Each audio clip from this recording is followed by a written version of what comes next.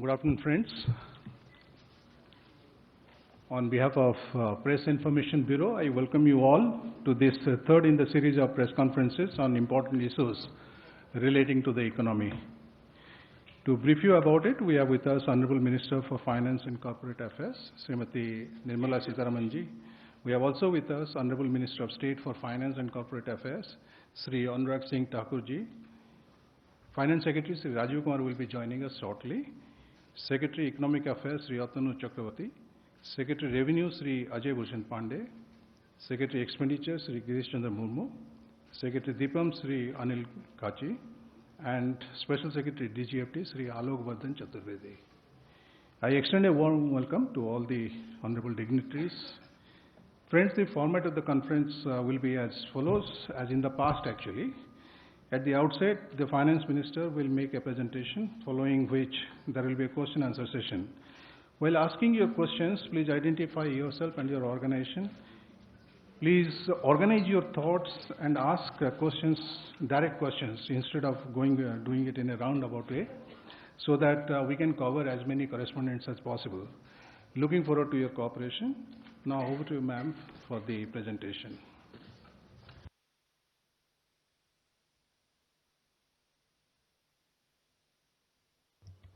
Thank you.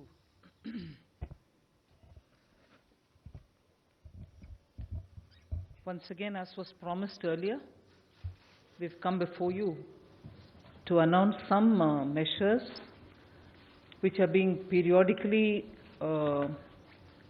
formulated based on the inputs that we have obtained during the nationwide consultations that we are doing. So they seem to come in tranches rather than at one go. So, but each time we are making a clear attempt to also connect with the previous announcements that we made. Also give you a small view, a cameo picture, if I may say so, of all that which has been followed up since after the last announcements. So we made last two announcements. I can broadly give you a picture of where they stand and how many are being followed up. So in my today's presentation, as always, I'll just give you a brief picture of what I'm presenting before you. I want to start with a very brief picture of the macroeconomic fundamentals that we have now before us, and also say if there are any signs of revival from some sectors.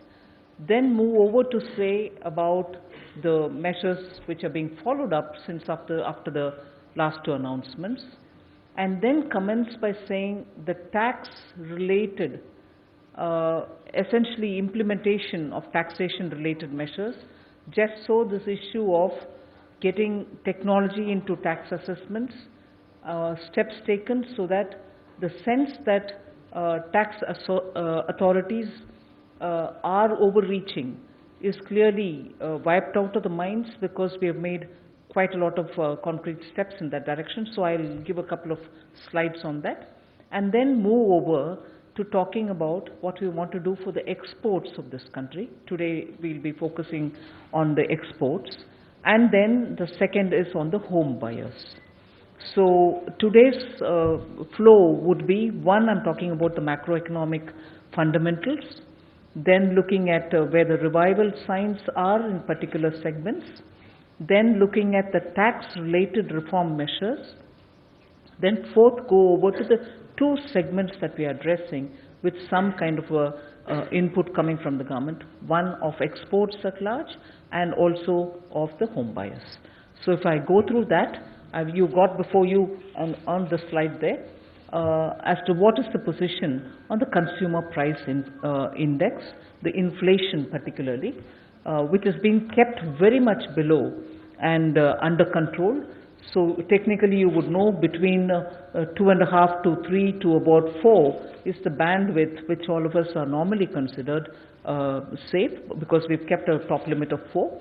But between 3 and 6 would be any time better, but even then the inflation has always been held well before under 4. So one of the very strong indicator for an economy is the level to which the inflation has been held. So that is the first slide, and the second one also tells you about the flow with which it went. Moving over to the industrial production, in spite of all the worries that industrial production indicators showed in the fourth quarter of 18-19, because it reached a level which was fairly concerning most of us, we see a clear sign of revival in the first quarter of 19-20 and on the second quarter, not really the second quarter, but up to July end. So that straight arrow explains that the revival signs are very, very consistent. Then that is also shown in the core industries. The July figures, which were released only a couple of days ago, probably would explain that. The revival of fixed investment is also very clearly showing a positive picture. Between 17-18 and 18-19, if you compare year on year, the annual fixed investment rate as a percentage of GDP, you can see the bar chart there, and also for the quarter-wise fixed investment rate is going upwards, and you can see that it is in the first quarter 19-20 shown a clear, distinct, positive upward growth. Then we move over to the fiscal deficit and the contained CAD. The fiscal deficit to GDP ratio, which was well known from the time the July budget was presented, and we've kept up the figures. The current account deficit, of course, shows a bit of a hike in 18-19, but that is the background for one of the indicators of the macroeconomic factors. Then you go over to the FDI flows, on which there has been a lot of discussion.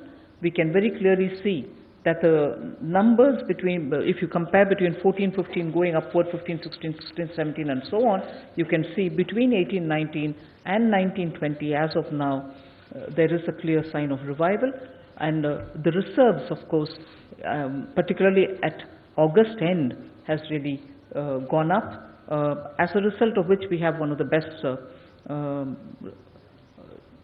level of reserve which is being maintained now. I'll quickly move over, as I said earlier, on what are the kind of follow-up we've made on the announcements that we've made twice before. Announcements were made on 23rd August and again on the 30th of August regarding series of measures that we took. I had reported implementation of 6 of the 32 announcements relating essentially to banking. That was on 23rd August. The partial credit guarantee scheme for banks to buy assets of NBFCs has been implemented. There are several NBFCs who have already benefited. We'll be probably giving you a more detailed picture as we go along, if not today, some other time, but the NBFCs are really receiving the benefits of that partial credit guarantee scheme that was announced. Then there is definitely an increased and improved credit outflows from banks. The transmission of interest rate cuts are being affected by banks also. Just for your information, at this stage, I would like to tell you that on 19th of September, a day before the GST Council's meeting, I shall be meeting with all the PSB heads and talking to them in detail about how the credit flow system is going on, post our announcing partial credit guarantee scheme, and post our infusing more money into the banks. So on the 19th, specifically for this particular agenda, I shall be meeting up with the chiefs of the public sector banks.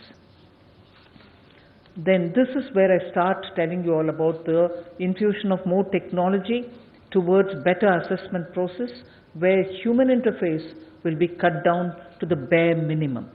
So the notification for the e-assessment scheme, which I had earlier announced, saying it will be implemented from Vijayadashmi Day, has already been notified. So on 12/9/2019, the e-assessment scheme has already been notified, and the main features of it are something which I would want you to please listen to with intent. Removal of existing human interface in the assessment procedure will be the first feature. Total removal of human interface. Assessment to be handled by specific functional units on the basis of automated allocation system. The allocation will happen completely automated by the big data management team, so there is no human discretion element into that. Assessment unit will also be anonymous. All communication to be made exclusively in the electronic mode only, and no personal appearance of any SSA at all. So with this major one step forward, we feel any element of discretion leading to harassment will all be removed, and we will give good attention to its effective implementation. This was something which was already announced, the document identification number. The particular point which was, the order was issued as of 14th August, but with 1 month of implementation, we are able to say that this is really taking off, in that all notices, summons and orders, communication to be issued only through the system. So there is no one-to-one personally handing out a kind of notice. It will be through the system generated with a particular document identification number. All documents to have unique DIN. Validation of documents issued can be done on e-filing portal only. Documents without DIN can be treated as non-est, meaning in law it won't hold any good. This was announced, much was spoken about it. I'm not saying this is new, but I'm definitely saying post the notification in August, we have seen a month full of this happening. There's already a lot of people who are receiving this, and there is a certain element of recognizing discretion will now be out. Then the nomenclature which was given, I do not know from where, but Sabka Vishwas, the compounding of all past offences, which was partly announced in the budget. The circular has been issued as of 9th of September. What does this imply? It implies that all compounding application can be filed up to 31st December 2019, which were not filed within prescribed time schedule earlier. So anyone who wishes to have their application given can still give it till December, and there is a clear formatted tick box method of clearing all the past offences and settling for a pre-decided levels of penalty. Again, no discretion here. This will reduce the existing pendency of prosecution cases before the courts. So this settlement will remove the need for people to go to the courts to seek redressal. Follow-up action again on prosecution easing measures. Again, a circular has been issued on the 9th of September, and this will have these following features. Smaller taxpayers with minor procedural defaults will not be prosecuted. We had mentioned this, but the notification and the circular has come out on the 9th of September. Prosecution to be launched only in deserving cases and to be commensurate to the degree of offence. So this fear of everybody is being prosecuted, criminal action is being taken, is now completely removed where it is possible, particularly for small taxpayer. Procedurally, small errors, technical errors will now be seen as small offences which need not go through the route of prosecution. For defaults below 25 lakhs, prosecution shall be sanctioned only with the prior approval of a collegium of 2 CCIT or DGIT rank officers. So it's not going to be automatically somebody decides to take action, he takes action. Now the collegium will have to give an approval. It will consist of 2 people, top level officials. Now I go to the 2 main focus area of today, the exports, boosting of exports, and measures that we want to take in order to boost exports. This might need a bit of narration, but steps which have been taken so far so that you understand the background with which the newer steps which are coming so that the whole measures that have been taken this far will become far more effective. You see that the interest equalization scheme had existed between from 2015, and some kind of an interest equalization to the level of 3% to exporters, and particularly for about 416 lines and for all the MSMEs were given, and this had continued from 2015. Then the IAS rate interest equalization scheme rate was increased to 5% for MSME exporters with effect from 18th November 18, and merchant exporters were also covered under the scheme with effect from 2nd February this year 2019. So these are the steps which had already been taken up. Then you also understand the ease of doing business ranking were changed. We improved on it. Trade infrastructure for the export scheme, the TIE scheme, were also being very clearly followed. Agricultural export policy was announced, enabling products which come from agriculture also to find an export market. Then transport and marketing assistance which was given was also taken up from 5th of March. Schemes for the rebate, which is the ROSCTL, had obtained cabinet approval for the garments and particular segments within the textiles. These were the broad background of actions which had been taken till now in the last 2 years, ending till February of 19. But now what we want to do is, I will probably be putting the new measures in about 6 silos, which all relate to exports. So under measures for boosting exports, I am coming up with 6 different silos. The first one is the scheme for remission of duties on taxes on export products will replace MEIS. Now, I'd like to draw your attention that the name alone has not changed. It is not ROSCTL, it is not ROSL, it is remission of duties, RODTEP, remission of duties or taxes on export products. This is a new scheme which is coming, and it shall completely replace MEIS. Completely replace MEIS, not just for textiles, but for all goods and services for which the goods particularly, for which the coverage was given both by the Textile Ministry and the Commerce Ministry. So this one will replace all MES. Existing dispensation in textiles of MEIS and plus the old ROSL will continue up to December 31st, 2019. I wish this particular line is made absolutely clear. The existing dispensation in textiles, which is MEIS plus old ROSL, will continue up to December 31st, 2090. This is so because a lot of exporters probably have taken orders and they will have to be given a lead time, so we are giving this lead time. However, it equally means that post 31st December 2019, no MEIS will continue. It will only be remission of duties or taxes on export product, and that will completely replace all MEIS from 1st January 2020.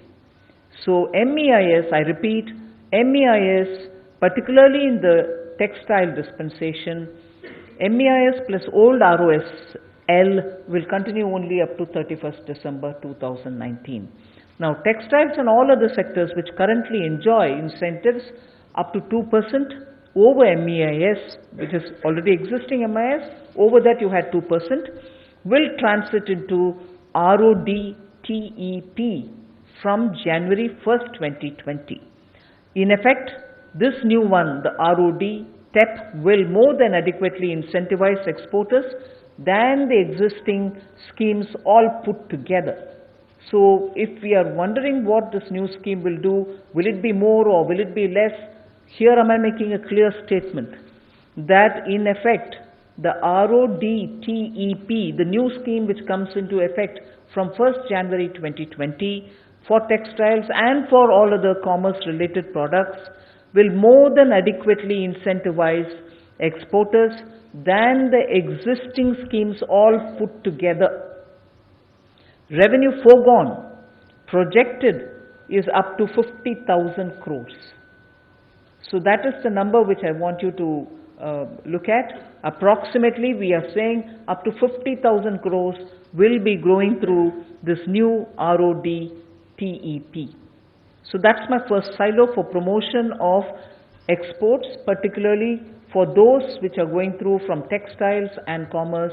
Very clearly, labor-intensive sectors will get priority.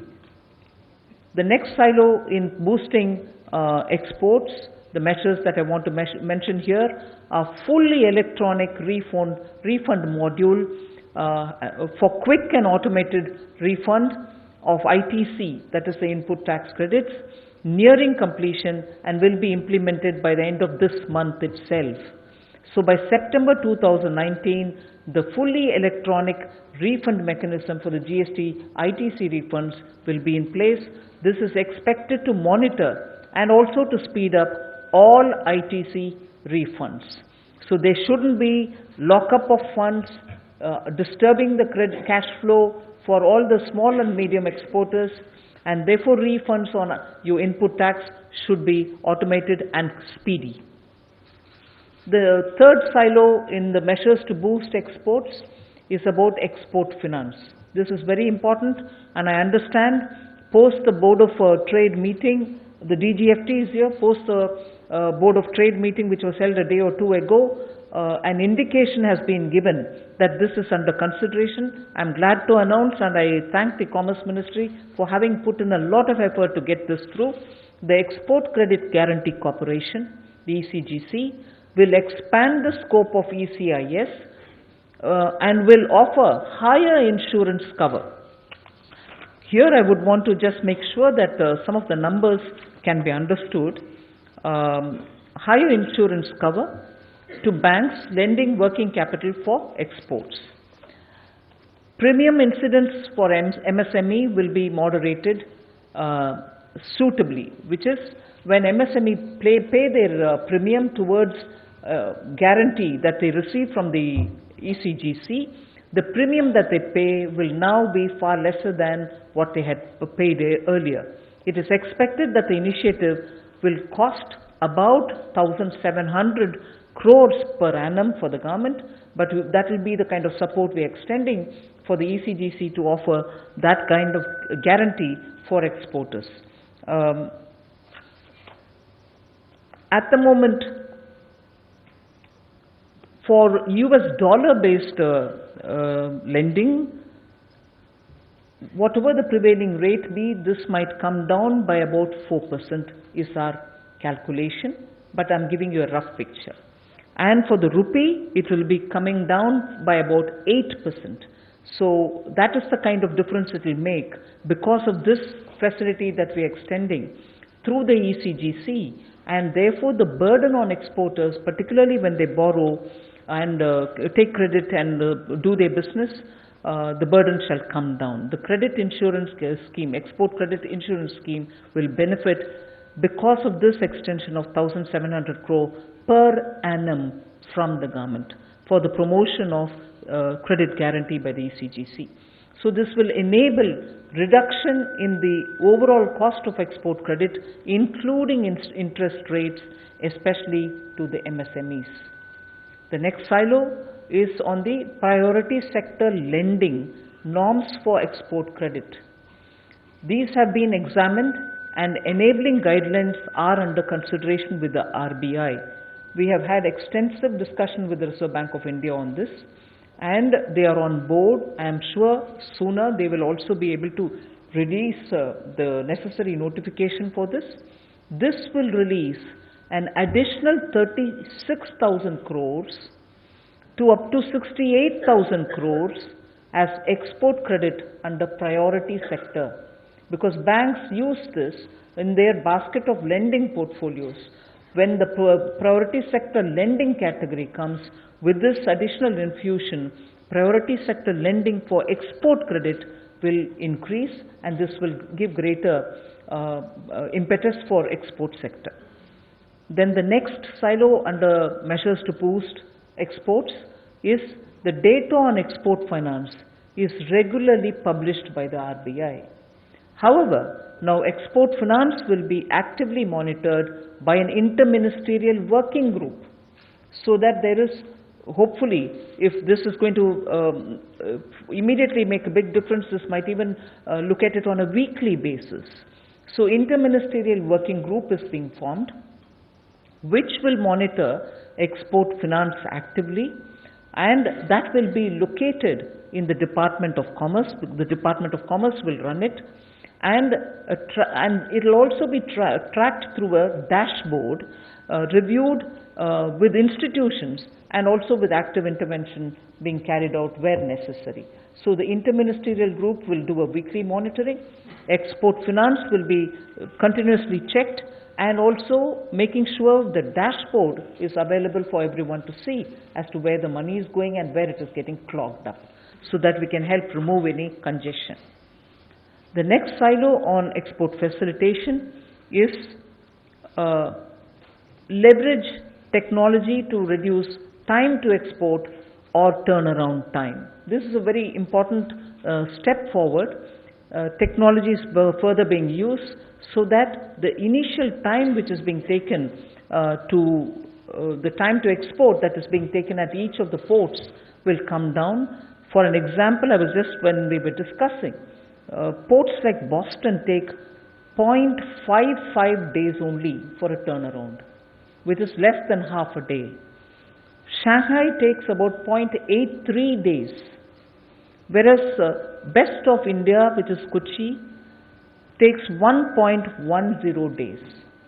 Now, we are using technology to make sure all the clearances which are required at every port and also custom related, and elimination of all offline material, manual services will all be removed, so that quickly our turnaround time at the ports will also reach the global best. So this is a major initiative which we want to push through in this time, so that the best of performance can help in more faster clearances at the ports. An action plan to reduce time to export or the turnaround time in airports and ports benchmarked to the international standards, which is what I read out to you with the examples of Boston and Shanghai, will also be taken up, and it will be completely implemented by December 2019, which is in another 3 months' time, maximum of 2.5 months' time. Actual turnaround time will be published in real time for everyone to see, for each port and airport, to push them to improve performance.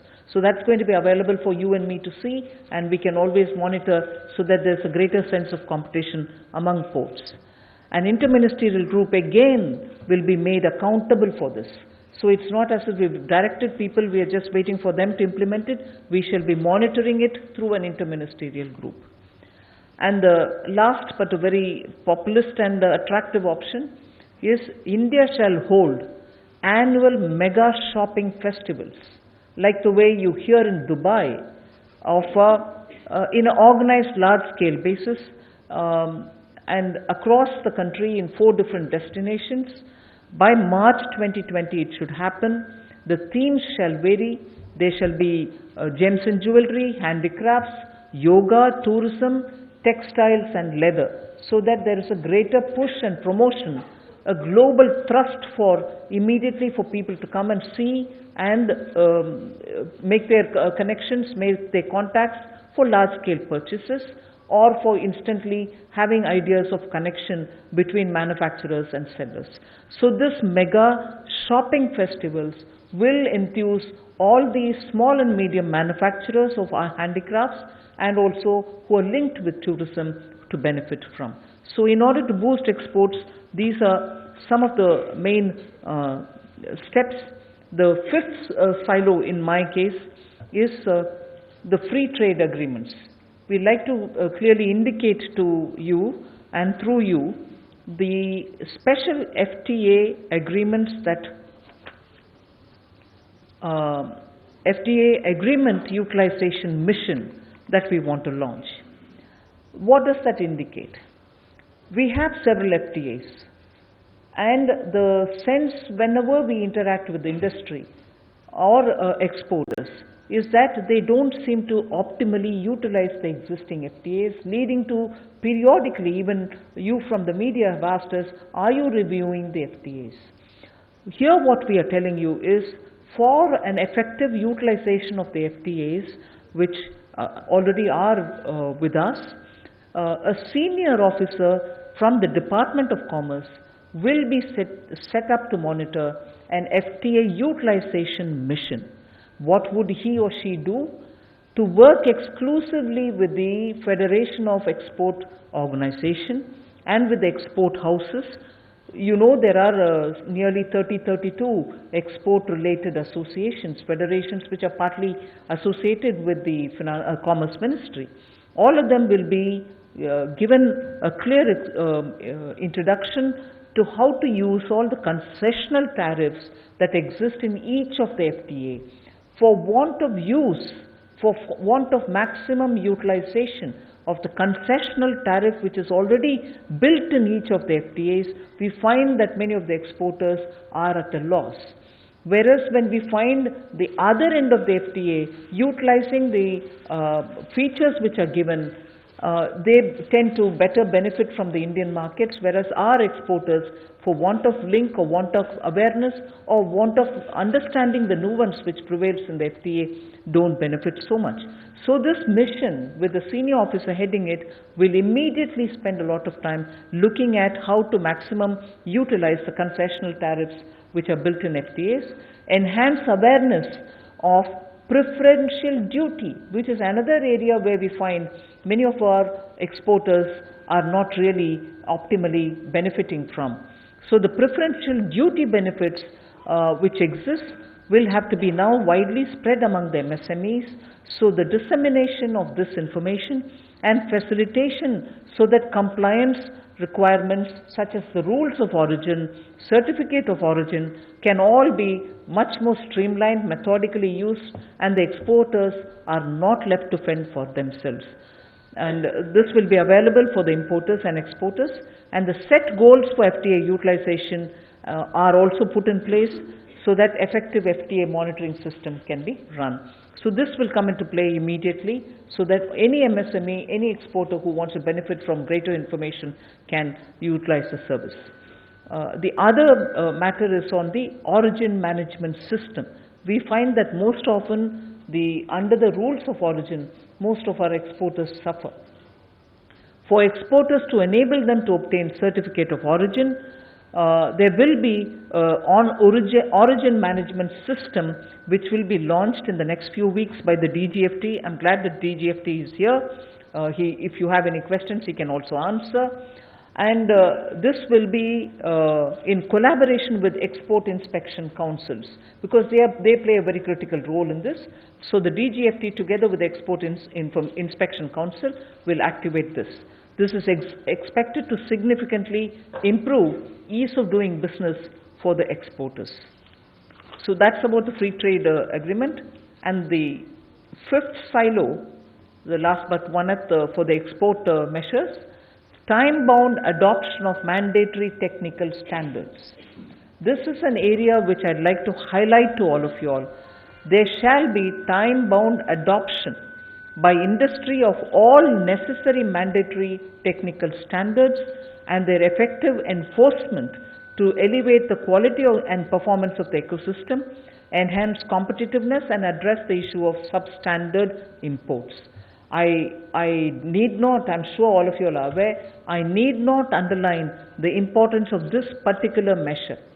Whilst it's important for quality determination of our export products, most often the imports which come in and the quality of the imports, the standards that they stand up to, are matters of great concern.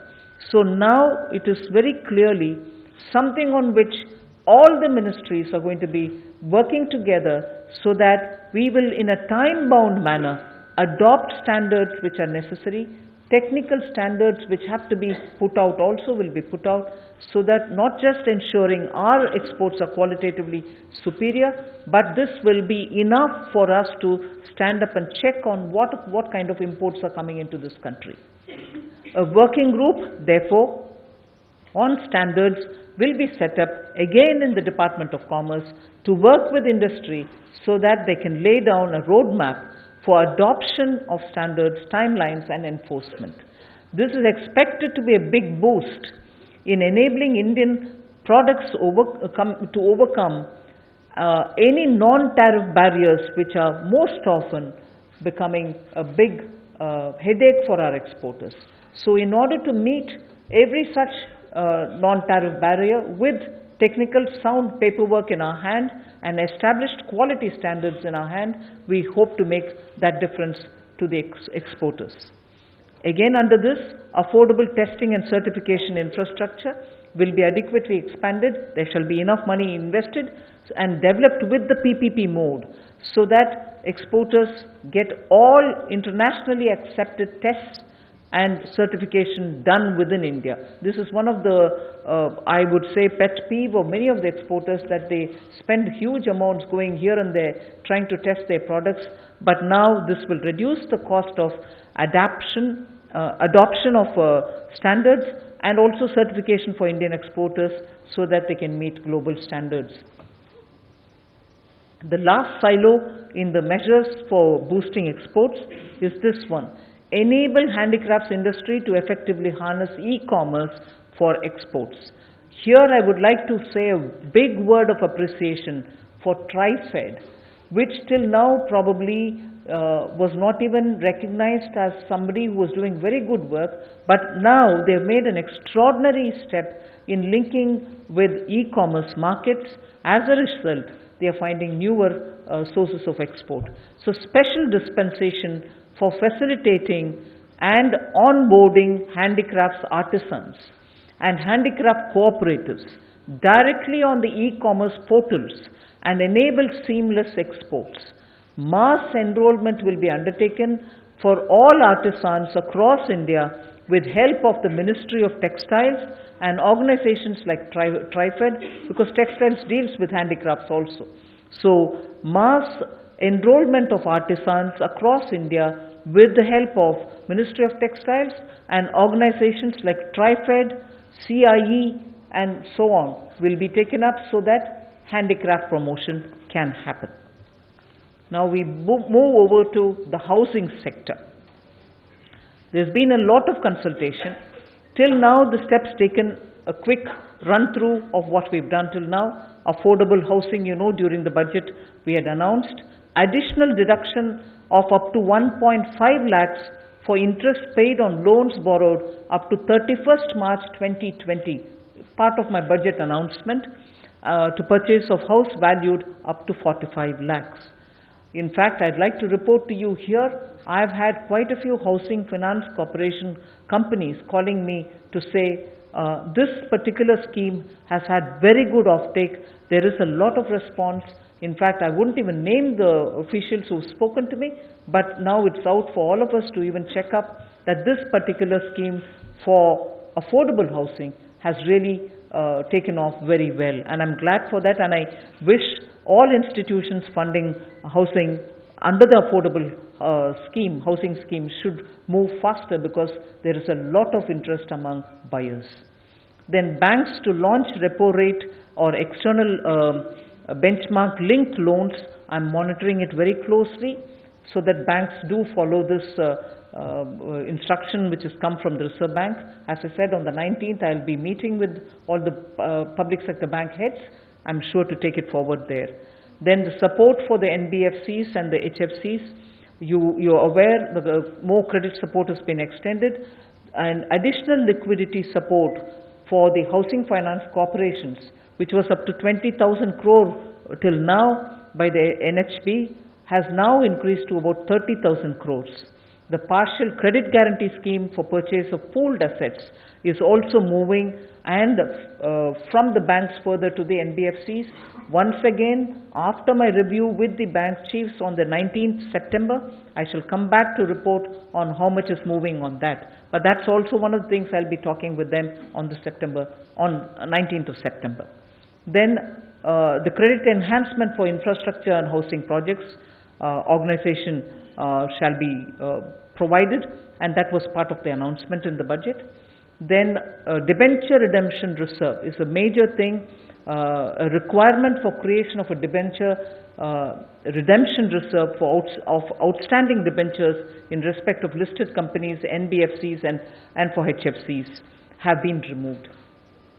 Then Pradhan Mantri Awas Yojana, particularly the Gramin, you know the numbers, 1.95 crores of people will be eligible beneficiaries with amenities like toilets, electricity and LPG connections, all given during this phase ending 21-22. Within the next 2 years this will be done. So what are we doing now? There shall be a relaxation of the ECB, the external commercial borrowing guidelines for affordable housing. So ECB guidelines will be relaxed to facilitate financing of home buyers who are eligible under the PMAY in consultation with RBI. So this is in addition to the existing norms for ECB for affordable housing. So external commercial borrowing guidelines are being relaxed. The next is house building advance. The interest rate on house building advance shall be lowered and linked with the 10-year GSEC yields. So this will particularly benefit government servants who contribute to a major component of demand for houses.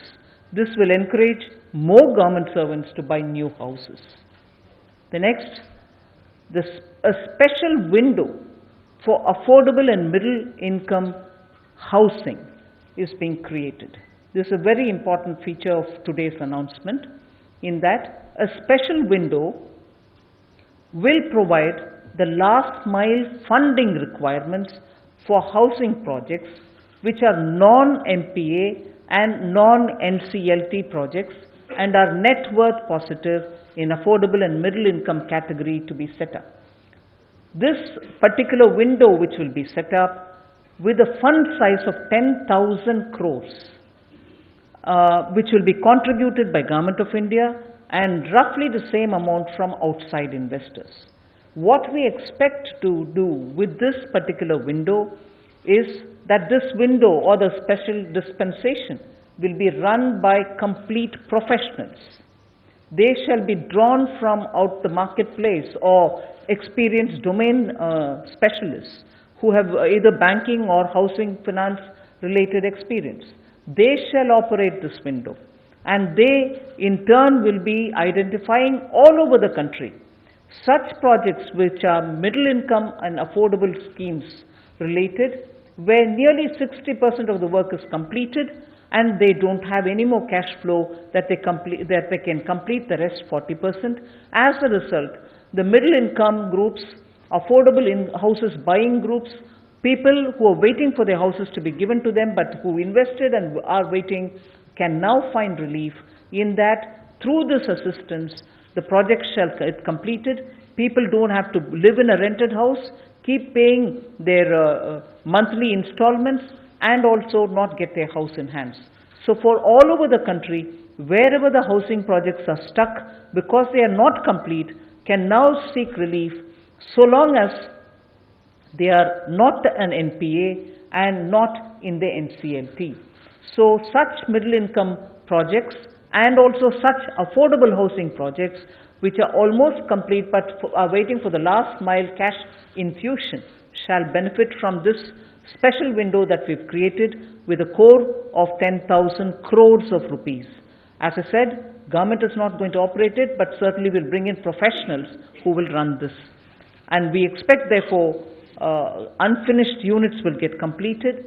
Government of India on the lines of NIIF, the National Infrastructure Investment Fund, can contribute to the fund, while rest of the investors would be like LIC, other institutions and private capital from banks, sovereign funds and DFIs and so on.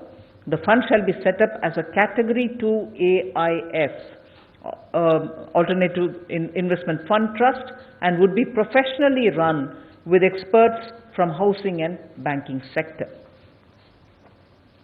So that's about the housing sector. So broadly today we have touched on exports and also housing, other than also giving you a quick picture of what we've followed up on the last two announcements. Thank you. Thank you, ma'am. Okay, we'll take the first question here from the front row itself. Yeah. Ma'am, with the current set of measures that you've announced on housing and exports, what is the total outgo? Because in the first scheme of exporters, we saw that about 50,000 odd crores of a revenue outgo it will be. But overall for housing, and like you've also created a stress asset fund, how much outgo will it be? And what sort of a fillip are you seeing with this in the economy? I've mentioned the numbers about what kind of investment, what kind of government money is going in and what is the revenue foregone. But the sectors are such. Sectors meaning the export sectors, and within the export area we are touching on labor intensive exporters, and also giving a special dispensation for promotion of handicrafts. So we expect that it will immediately impact a lot of rural artisans and also small and medium units which are on an export drive. So also the ambiguity about the continuation of MEIS is cleared. We have given a better scheme which will now take care of the requirement of support which the exporters would have needed, and therefore we expect that to immediately impact on all the SME exporters, those who belong to labor intensive sectors. That is one. And second, on the housing, the way we have worked at the way we have worked out with the window that we've given, we expect all over the country, not just the NCR and Mumbai, all over the country, wherever people are waiting for their apartments or houses to be completed, which are half finished, and the builders or promoters are waiting for the last bit of finishing to be done for want of money and for want of banks extending that loan anymore, they are suffering. We have clearly said for all the non-NPA, non-NCLT cases, at least this window will give them the opportunity to complete the projects and clearly hand over the apartments or the flats to those middle income people who are waiting for relief. Since the fund is going to invest in those projects, how will the fund get back the money? I can give you the details. Will the fund get the ownership, or how will the fund get back its money, or what is the commercial interest of that fund to put in money in those projects? Of course, the securities and other things will have to be taken on board. The rules and regulations will be released in a day or two. You'll get to seeing it. But the idea is, do you want to add something more? See, whenever such funds are prepared, they would decide to either go by equity or superior debt or by pari passu debts. And subsequently, there is an ICA, inter-creditor agreement, which takes care of the interest of the existing creditors as well as those who are coming up new. See, the important part of this is that otherwise, wherever those projects perhaps are looking at completion, but for one reason or the other, they don't have that kind of a funding available, then the existing creditors also over a period of time tend to move into NPA, NCLT kind of a category. Therefore, creditors are very keen that somebody comes in and brings that last mile funding. Therefore, ICA arrangement, and as I mentioned, that a melange of equity, superior debt, or a pari passu debt takes care of these kind of requirement of instruments which are very well known as FMS. You will also announce the parameters on which the fund will choose to invest in the as soon as the projects? fund and the AMC is in place, they will announce. Okay. Ma'am, while all those measures are a welcome move, for the housing sector, this 10,000 crore will be applicable for, you said non-NPA and non-NCLT. What about the projects which are already stuck? Like most of the projects in Delhi NCR, they are already either in NCLT and or NPA. So what will happen to those home buyers? Any thought for that? If they are already in the NCLT, they will decide on how the whole thing will be resolved. That is why we are not picking up on those which are in the NCLT. If they are in the NCLT already, there is a process through which the NCLT will decide how to resolve those projects which are stuck. But ma'am, that won't take care the problem of the home buyers, because most of the time these funds have been siphoned by the developers. So while your measure, I mean, they will take care of the future, lot of future affordable housing projects. But what about already so many housing projects which are stuck, like 5.3 lakh crore? It's not a small number. Ma'am, first thing, the solution here offered are first of all for those projects which are also not complete, where people have put in their money, home buyers are waiting, who are waiting because the builders will have to complete and give them. So this solution addresses them. But for you, for the question that you're asking, you're already saying what about those which are stuck in the NCLT, what about those which are stuck in the NPA?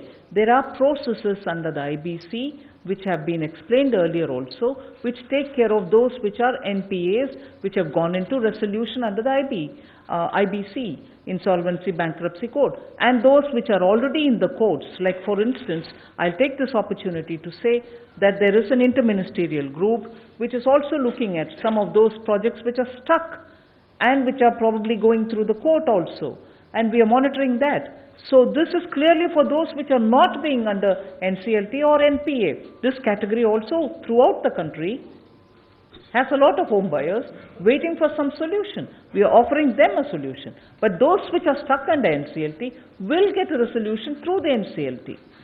Ma'am मैं Lakshman CNBC आवाज से मेरा सवाल ये है कि जो आपने 10,000 करोड़ रुपए अफोर्डेबल हाउसिंग के लिए देने का फैसला लिया, जो होम बायर्स उनको राहत पहुंचाने के लिए, उसमें जो कंडीशन लगाया आपने. Just 1 minute. I'm being reminded by Secretary. Home buyers are anyway treated, even if they are under the NCLT, treated as operational creditors. So they have a place in the resolution mechanism. Ma'am जो आपने 10,000 करोड़ रुपए देने के पीछे शर्तें लगाई हैं जो नॉन NPA नॉन NCLT है, तो क्या इसके पीछे कोई रिसर्च या कोई रिपोर्ट है कि ऐसे कितने प्रोजेक्ट हैं जो वाकई में 60% कंप्लीट हो चुके हैं, नॉन NPA नॉन NCLT है, क्योंकि अधिकांश जैसा इन्होंने बताया NCLT में या तो NPA है, तो इससे कितने बेनिफिशियरी होंगे, कुछ आइडिया? कुछ Roughly 3.5 lakhs. Ma'am, this is Ruchi Bhatia. Ma'am, this is Ruchi Bhatia from... 5 is the entire India, or You will... See, the numbers for this is roughly in the range of 3 to 3.5 lakhs all over the country. If you can even Google, you'll get the same data of the projects which are in the non-NPA, non-NCLT all over the country. Of course, these are dynamic numbers, almost change on daily basis. How dwelling units. Ma'am, this is Ruchi Bhatia from ET now. Ma'am, I have two questions to ask of you. One of is, you're saying 10,000 crore rupees will be put in and additional be coming in from other investors as well. Will that money be enough to be able to complete units talking about? Secondly, ma'am, the present law says that one buyer can take a faulty builder to the NCLT. There were talks that the government may look at making revisions to this law and ensuring that 2/3 of the buyers can take a builder to NCLT. Are you looking at revising those laws as well? Before I say yes, I'm looking at revising. There's a lot of discussion going on it. We'll see what is the outcome of it. There is a lot of discussion going on within the ministry about that. Ma'am, this scheme on remission of duties or taxes on export products, just a clarification, this revenue foregone figure of... Yes, ma'am. Sorry? Well, we have made a beginning. As it goes, we'll see how it pans out. Ma'am, this scheme, RODDEP, the estimate by the government is that the revenue foregone is 50,000 crore. Just a clarification, ma'am, is that cumulative or is that per annum? 50,000 crore revenue per foregone. annum, no? Per annum? Yes. Is there a sunset clause to the scheme? We've not thought of it as yet. All right, thank you, ma'am.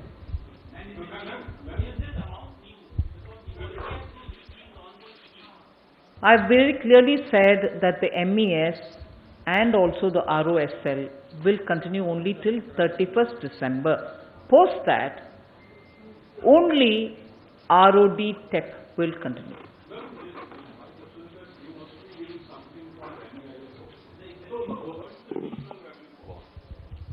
In the news, please.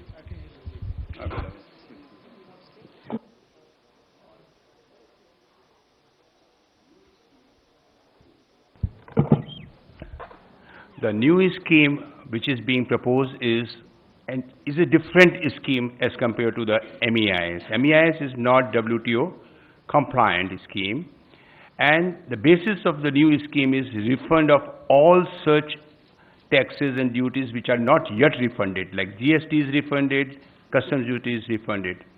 But this calculation will be made from sector to sector, it will be different.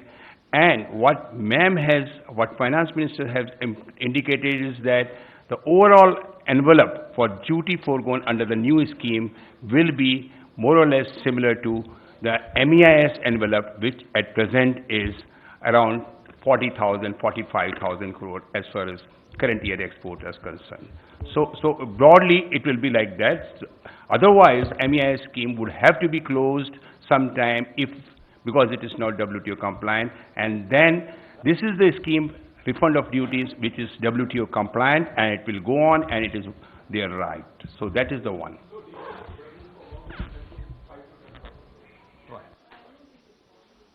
It is very difficult because the calculations will be made from sector to sector, depending upon duties and taxes which are being refunded. So sometimes it will be more, sometimes in some sectors.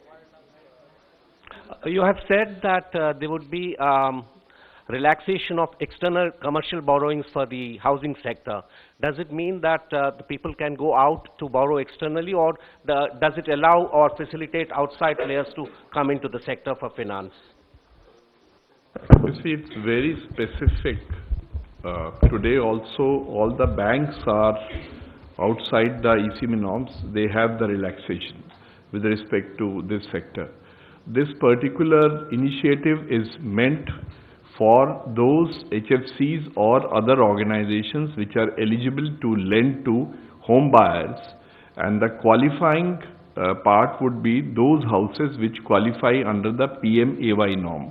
That is the norm where income up to 18 lakhs roughly and houses up to 200 square meter.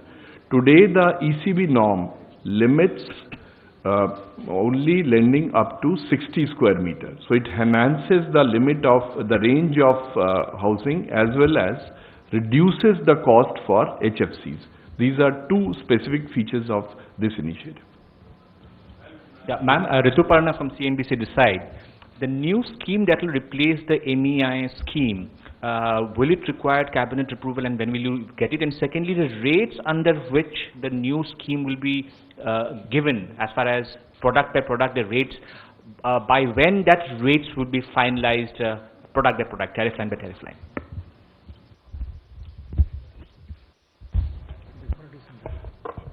As Finance Minister has already clarified, the new scheme refund of duties or taxes will be in operation from 1st January 2020, and before that all these rates will be for different sector to sectors will be worked out and announced, and then the MEIS in those sectors will not be there. So it will be worked out sector to sector, just like textile, it is already there in case of apparel and made-up, and in other sectors it will be soon worked out.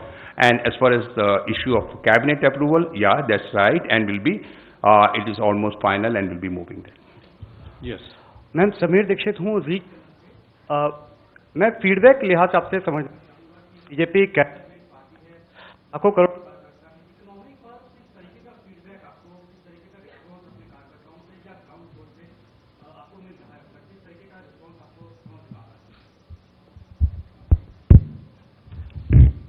Sameer Dixit ji channel से मैं अपना सवाल दोहरा देता हूँ। Ma'am BJP cadre based party है, लाखों करोड़ों कार्यकर्ता हैं, तो इकोनॉमी के मुद्दे पर किस तरीके का फीडबैक, किस तरीके का रिस्पांस आपको अपने कार्यकर्ताओं से मिल रहा है, किस तरीके का जवाब उनसे मिल रहा है, आपको ग्राउंड रिपोर्ट किस तरीके की मिल रही है? रिस्पांस ऐसे ही मिल रही है जिसके तहत हम हमारी तरफ से हर सेक्टर को जो इनपुट दे रहे हैं वो सब उन रिस्पांसों का नतीजा ही है. So the kind of response I'm getting from the parties, interaction in the ground is really the kind based on which our responses are being given here. So they're not widely different other than what I consult myself. Ma'am मैं आमिर हूँ। सबसे पहले तो आपको हिंदी दिवस की मुबारकबाद। दूसरा सवाल मेरा ये है कि दिल्ली एनसीआर में करीब 70,000 से ज्यादा प्रोजेक्ट, जो 70,000 से ज्यादा फ्लैट फंसे हुए हैं, जिसको सबसे ज्यादा जरूरत थी इस समय सरकार से राहत की। आपने 10,000 करोड़ मदद की बात की, फिर 10,000 करोड़ निवेशकों से मदद की बात होगी, लेकिन क्या उन लोगों के लिए जो इंतजार कर रहे थे कि सरकार की तरफ से कोई बड़ा स्टेप लिया जाएगा ताकि उनको राहत मिल सके, दिल्ली एनसीआर? हाँ, दिल्ली एनसीआर में भी अगर ऐसे फ्लैट्स हैं जो इनकम्प्लीट हैं, जो एनपीए नहीं है, जो एनसीएलटी में गई नहीं है, उन सबको इससे राहत जरूर मिलेगा। लेकिन मैडम कोई सर्वे किया गया कि ऐसे कितने